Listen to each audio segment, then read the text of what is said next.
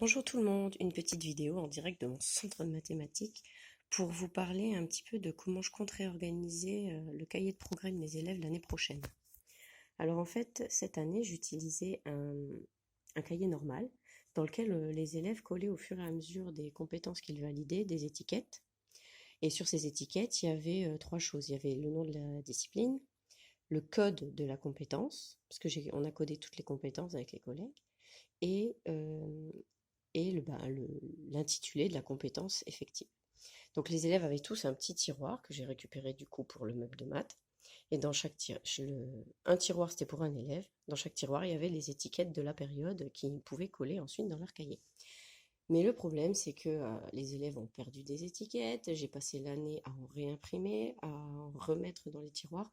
Donc du coup, ras les couettes des étiquettes. J'en peux plus. Je rêve étiquette, je dors étiquette, c'est un enfer.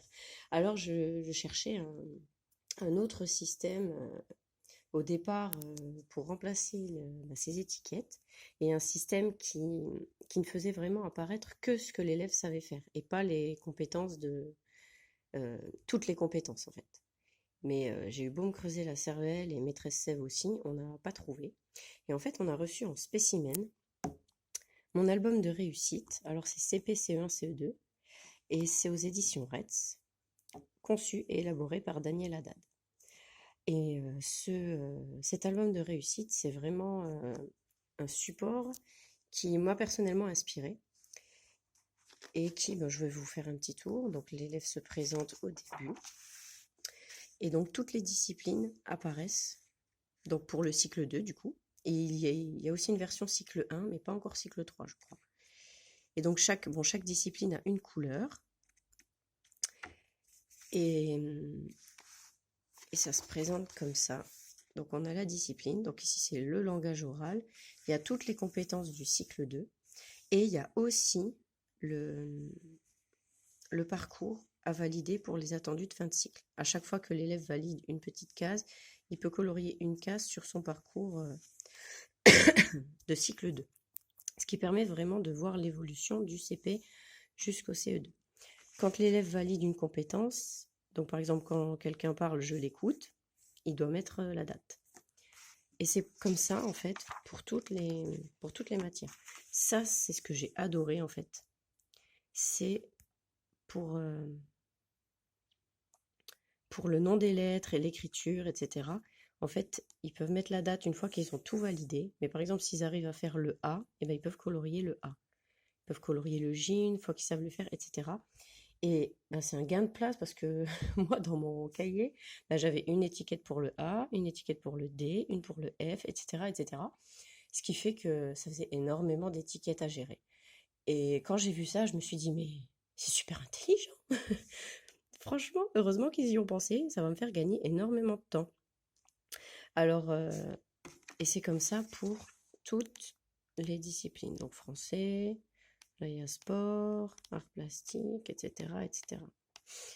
Alors le truc, c'est que je vais pas le reprendre tel quel parce qu'en fait, c'est CP, CE1, CE2. Et si je le prends pour mes élèves, il ne servira pas entièrement parce que mes collègues de CE1 et de CE2 ont déjà des outils qu'elles apprécient et qu'elles veulent conserver, ce qui est normal. Donc du coup, je vais refaire mon cahier de progrès, mais on va dire en m'inspirant de ce principe général de l'élève coloré. La seule chose qui me gêne, moi, en tant que, on va dire, maîtresse de CP, mais c'est pas un problème en soi, hein, c'est que là, il y a beaucoup d'écrits, en fait. Énormément d'écrits. Et moi, le cahier de progrès, je veux vraiment que l'élève le remplisse seul. Une fois qu'il a validé, qu'il a vu qu'il a réussi la compétence, je lui dis, c'est bon, tu peux aller remplir ton cahier de progrès. Mais si je le lâche dans un outil comme ça, j'ai peur qu'il soit perdu, surtout en début de CP, parce que il y a trop à lire, il pourra pas se repérer. Du coup, je vais reprendre cette idée générale de on met les compétences et l'élève les complète quand il a validé, mais je vais modifier. Alors j'ai pas encore réfléchi et fait aboutir l'ensemble, mais j'ai fait une petite feuille d'entraînement, une petite feuille d'essai pour vous montrer comment je compte un peu organiser le truc. Donc du coup, ben, il y aurait français avec le sous-domaine.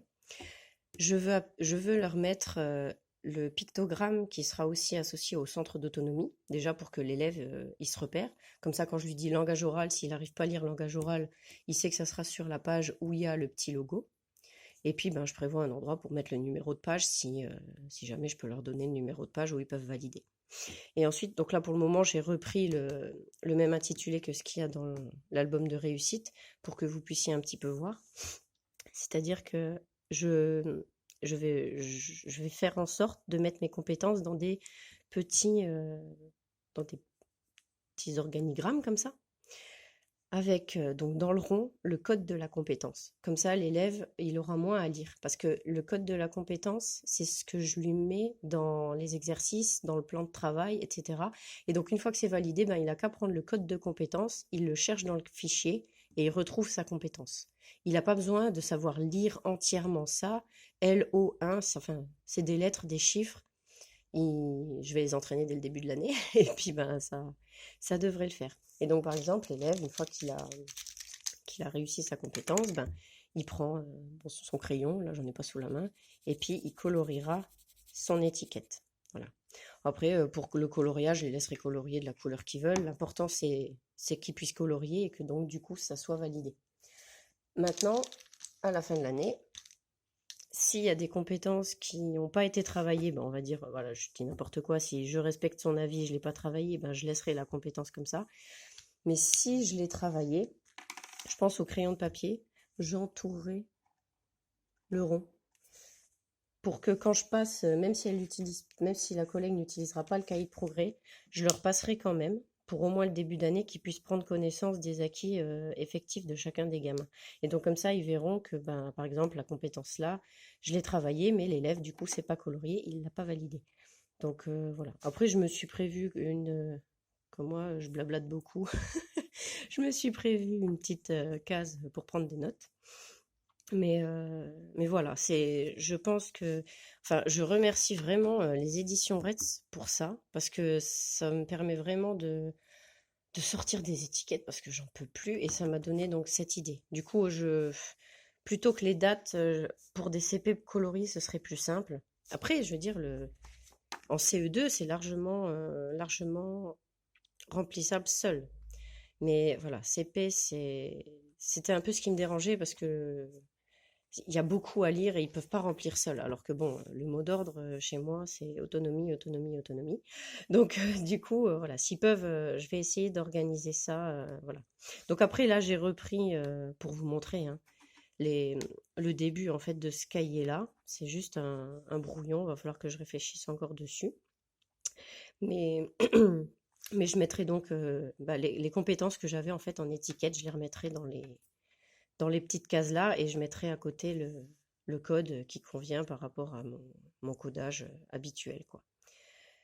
Et puis voilà. Alors s'il y en a qui se posent la question comment j'ai fait ces petits organigrammes, c'est sur Word et PowerPoint, il y a un outil qui se trouve dans Insertion et qui s'appelle Smart Art.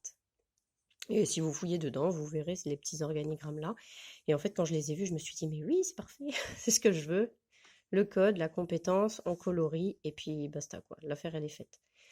Donc après, je tiens déjà à vous préciser, je vais peut-être faire des déçus, que si je fais ce cahier de progrès, pour ma part, donc que pour les CP, du coup, parce que, comme je le disais, mes collègues de CE1 et CE2, elles ont leur truc, donc comme ça, je vais vraiment le faire, mais que pour les CP.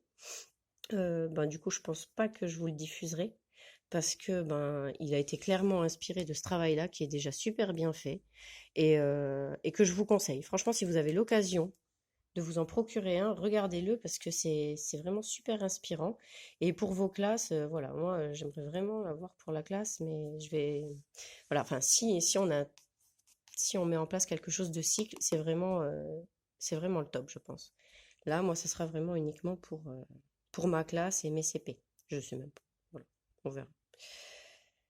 Donc voilà, j'espère que ça a pu vous donner des idées un petit peu à tous ceux qui m'avaient demandé comment je comptais réorganiser le cahier de progrès. Et je remercie vraiment les éditions Retz et Daniel Haddad qui vont me permettre d'arrêter de cauchemarder d'étiquettes et qui m'ont donné cette grande inspiration. Voilà. Après, voilà, c'est pas l'organisation parfaite pour moi, parce que je dois faire le deuil de quelque chose qui me tenait à cœur, c'est-à-dire vraiment ne faire apparaître que ce que l'élève sait faire. Là, du coup, on verra aussi ce qu'il ne sait pas faire. C'est ça un peu qui me dérange, mais du coup, je me dis, faut bien faire ce deuil pour sortir des petits casiers, des étiquettes, des tubes de colle perdus, pas, voilà, des étiquettes perdues, des étiquettes à réimprimer. Donc bon, c'est un deuil que je veux bien faire si ça peut me faciliter un petit peu la vie. Voilà. Je vous souhaite une bonne journée et puis à bientôt.